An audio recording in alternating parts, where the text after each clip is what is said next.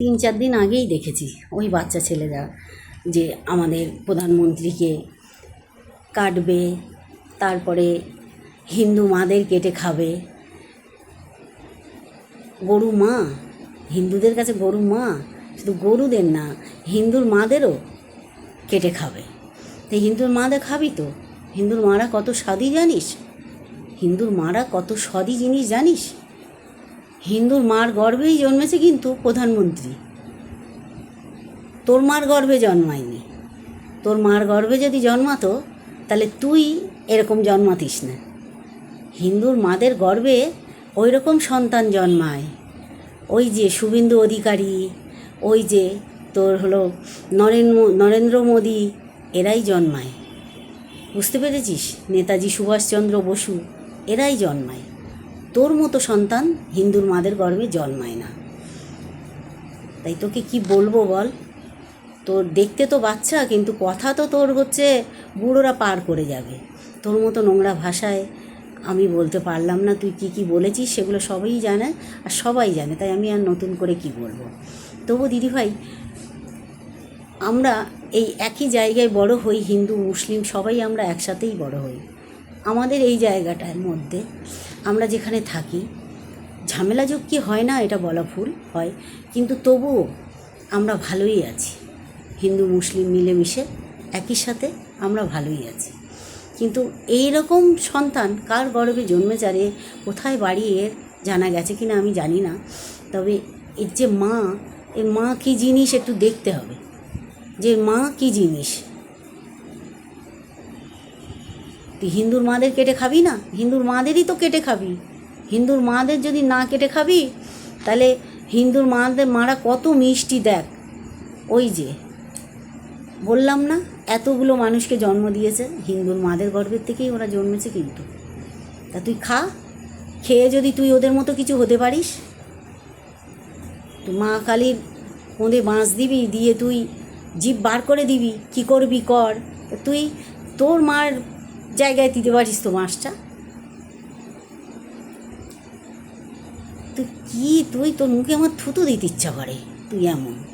আমাদের হিন্দু সনাতনী ধর্মের হিন্দু সংগঠন এরাই বিচার করুক এ সম্পর্কে। আর মানে প্রধানমন্ত্রী আর মাননীয় প্রধানমন্ত্রী হচ্ছে আমাদের দেশের রাজা। আর যে দেশে তোরা বাস করিস, রাজা মানে হচ্ছে সে আমাদের পিতা সমান, ভগবান। তাই তাকে আমরা শ্রদ্ধা করি বা প্রণাম জানাই।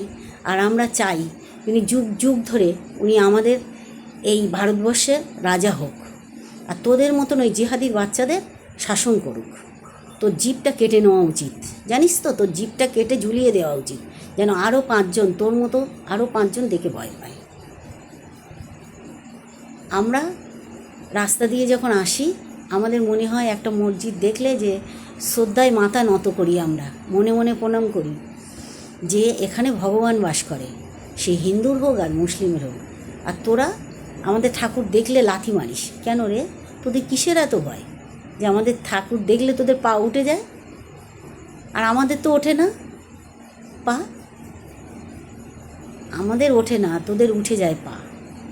তো এই হাত পা কি সোজা থাকবে? এ জন্মে মানুষ হয়ে জন্মেছিস, আবার জন্মে যখন জন্মাবি দেখবি হাত পা জিভ তোর কিছু নেই। তুই একটা মাংসপিণ্ড হয়ে জন্মেছিস।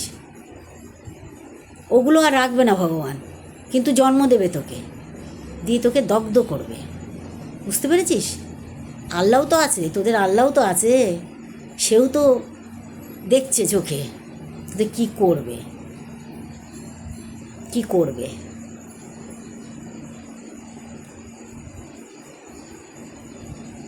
তাই দিদিভাই, তুমি যেটা বলেছো যে দাঁত দিয়ে ছিঁড়বে, ওটা ভালো হয়নি বলা। দাঁত দেবে ওইখানে? ছি, তোমার ঘেন্না করবে না?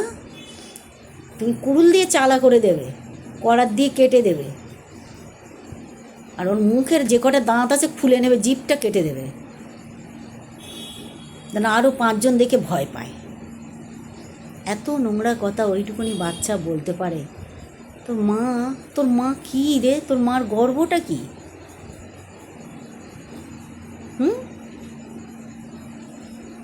তোর বাবার জন্ম না, তুই তোর বাবার জন্মিত না, বুঝলি তো? তা হারাম সোরের জন্মিত তুই সোরের জন্মিত বলে তুই এইগুলো করতে পারলি আর এগুলো বলতে পারলি, খুব সাজিয়ে গুছিয়ে লোকজনকে সঙ্গে নিয়ে তুই বলেছিস তোর এত বড় বুকের পাটা একলা হবে না। যারা তোর সাথে ছিল তারা কি তোর সাথে এখন থাকবে? থাকবে না।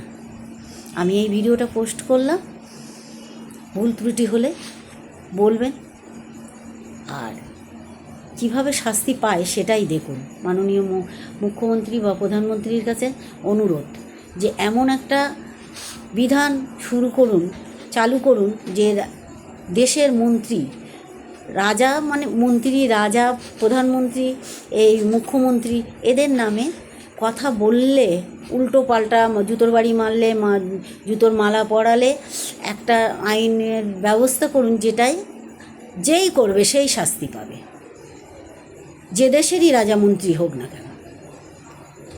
তাদের বিরুদ্ধে কথা বলা যাবে, কিন্তু তাদেরকে রীতিমতো রাস্তায় দাঁড় করিয়ে জুতোর বাড়ি মারা, মুখে লাথি মারা, তারপরে যত নোংরা ভাষায় আছে গাল দেওয়া, আমরা সহ্য করতে পারি না। কেননা আমাদের কাছে প্রধানমন্ত্রী হচ্ছে আমাদের ভগবান। আমরা তারা ভগবানের চোখে দেখি, তার চরণে সহস্র প্রণাম করি। মুখ্যমন্ত্রী শুভেন্দু অধিকারী তিনি সবে আমাদের মধ্যে এসেছেন, তাই তারও আমরা চরণে প্রণাম জানাই। আর এটাই অনুরোধ করি যে আপনারা একটু দেখুন, এ জ্বালা আর আমাদের সহ্য হয় না। এই আপনাদের নিয়ে এরকম বলে খুব কষ্ট হয়, কেননা আমরা আপনাদের খুব ভালোবাসি আর চাই যে বারবার আপনাদের মতো মন্ত্রী রাজা আমাদের দেশে আবার জন্মাক, আবার আসুক আর আমাদের দেখভাল করুক। আমি হয়তো কি বললাম আমি জানি না, তবে ঠিক হয়েছে কিনা আমি বলতে পারবো না।